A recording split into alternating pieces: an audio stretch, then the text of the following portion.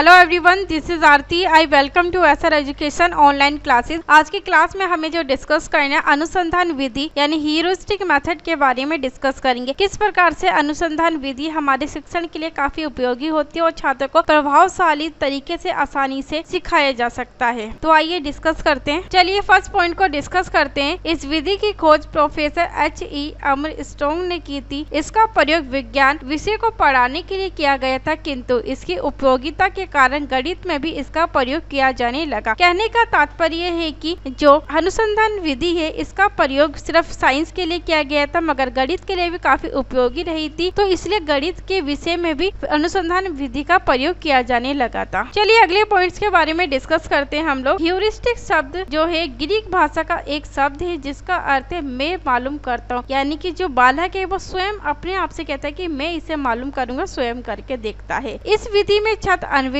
के रूप में हमेशा क्रियाशील रहते हैं तथा वे स्वयं कार्य कर समस्याओं के समाधान तक आसानी से पहुंच पाते हैं और जब समाधान मिलता है तो उसी समाधान पे वो यकीन करते हैं, विश्वास करते हैं। अगले पॉइंट्स को डिस्कस करते हैं। ये विधि शैक्षिक दृष्टि से अत्यंत आवश्यक और महत्वपूर्ण मानी जाती है, क्योंकि इसके द्वारा विद्यार्थियों में एक वैज्ञानिक और गणितीय दृष्टिकोण भी उत्पन्न और विकसित हो पाता है। चलिए अगले पॉइंट्स के बारे में डिस्कस करते हैं। इस विधि की प्रक्रिया का केंद्र बिंदु हमेशा विद्यार्थी होता है। वे पूर्व ज्ञान, निरीक्षण, अवलोकन, परीक्षण, टेस्टिंग करके, चिंतन, थिंकिंग करके, तर्क, वितर्क आदि द्वारा खोज करता है तथा स्वयं को शिक्षित करने का प्रयास करता है। इसका कहने का तात्पर्य है कि अनुसंधान विधि के द्वारा छात्र जो पहले से उन्होंने जो भी निरीक्षण किया हुआ, प्रयोग किया था, अपना जो तर्क उनका था, चिंतन किया था, उसी के आधार पर ही वो आगे की खोज को करते हैं और स्वयं को शिक्षित करने का एक प्रयास भी करते हैं सिखाने के लिए। कि अनुसंधान विधि के द्वारा छात्र हमेशा एक्टिव रहते हैं, छात्रों की भूमिका ज्यादा रहती है। अगले पॉइंट्स को डिस्कस करते हैं। इस विधि में अध्यापक छात्रों के सम्मुख समस्याएं उत्पन्न करता है, प्रस्तुत करता है, अनेक प्रकार की अपने प्रयासों से, अपने अनुभवों के द्वारा इनका हल करने का प्रयास करते हैं और ज्ञात करते हैं। चलिए अगले पॉइंट्स के बारे में हम लोग डिस्कस करते हैं। इन समस्याओं को विद्यार्थियों के समक्ष पाठ्य पुस्तक या अन्य संसाधनों द्वारा भी प्रस्तुत किया जा सकता है। यानी कि कहने का तात्पर्य कि अनुसंधान विधि के द्वारा जो पाठ्य पुस्तक हो गई या फिर अन्य कोई संसाधन हो गए, किसी भी तरीके से छात्रों के आगे समस्या प्रस्तुत की जाती है, उस छात्र चीजों को देखकर अपने अनुभवों के आधार पर स्वयं चीजों को करते हैं और उस नतीजे तक, कंक्लूजन तक पहुंच पाते हैं आसानी से। अगले पॉइंट्स को डिस्कस करते हैं। इस विधि में अध्यापक का कार्य विद्यार्थियों के लिए उपयुक्त वातावरण और परिवेश उपलब्ध कराना होता है तथा उनकी सामग्री, यंत्र आदि साधनों का आसानी से उपलब्ध कराना होता है। सभी चीज को तैयार करके रखना होता है जिनका उपयोग छात्र समस्या को हल करने में करते हैं। इसलिए टीचर को पहले से पहले प्लानिंग करनी चाहिए, उसके बाद अनुसंधान विधि से छात्रों को करवाने चाहिए, क्योंकि ये जो एक विधि होती है ये करके सीखने पर ज्यादा बल देती है। चलिए अगले पॉइंट्स के बारे में हम लोग डिस्कस करते हैं। यहाँ पर अध्यापक का जो मुख्य कार्य है वो छात्रों को सिर्फ मार्गदर्शन करना होता है, जिससे वे नवीन नियमों, हलों तथा संबंधों के स्वयं अपने प्रयत्नों द्वारा खोज आसानी से कर सके, यानी कि अपने खुद के अनुभव, अपने खुद के प्रयासों के द्वारा आसानी से खोजबीन कर सके। अगले पॉइंट्स को डिस्कस करते हैं। यहाँ पर इस बात का ध्यान रखना भी बहुत जरूरी होता है कि पाठ्य पुस्तक सामग्री से संबंधित नियमों आदि की खोज में छात्रों की क्या आयु है, उनकी योग्यता क्या है, उनकी कार्य करने की क्षमता, एबिलिटी क्या है, इसका भी विशेष रूप से ध्यान रखा जाता है। अन्यथा ये विधि लाभदायक सिद्ध नहीं होगी अगर हम इसका ध्यान नहीं रखेंगे। तो कहने का तात्पर्य है कि इसके पीछे का कि छात्र ये एक चाइल्ड सेंटर मेथड होता है। छात्र को देखते हुए पूरी रणनीति और प्लानिंग की जाती है अध्यापक के द्वारा। आज की क्लास को यही समाप्त करते हैं। अगली क्लास में कुछ अगले टीचिंग मेथड के बारे में डिस्कस करेंगे। टीचिंग मेथड किस प्रकार से हमारे शिक्षण के लिए उपयोगी होता है और हम छात्रों को प्रभावशाली तरीके से, रुचिपूर्ण तरीके से आसानी से सिखा सकते हैं। अगर आपको सभी टेस्ट सीरीज से रिलेटेड पीडीएफ चाहिए, पीडीएफ के लिए आपको टेलीग्राम चैनल पे ज्वाइन होना पड़ेगा, जहां आपको डेली बेसिस पे पीडीएफ प्रोवाइड की जाती है। साथ ही चैनल को लाइक कीजिए, शेयर कीजिए एंड सब्सक्राइब कीजिए। बेल आइकन को जरूर प्रेस कीजिए ताकि हमारी आने वाली जो न्यू वीडियो है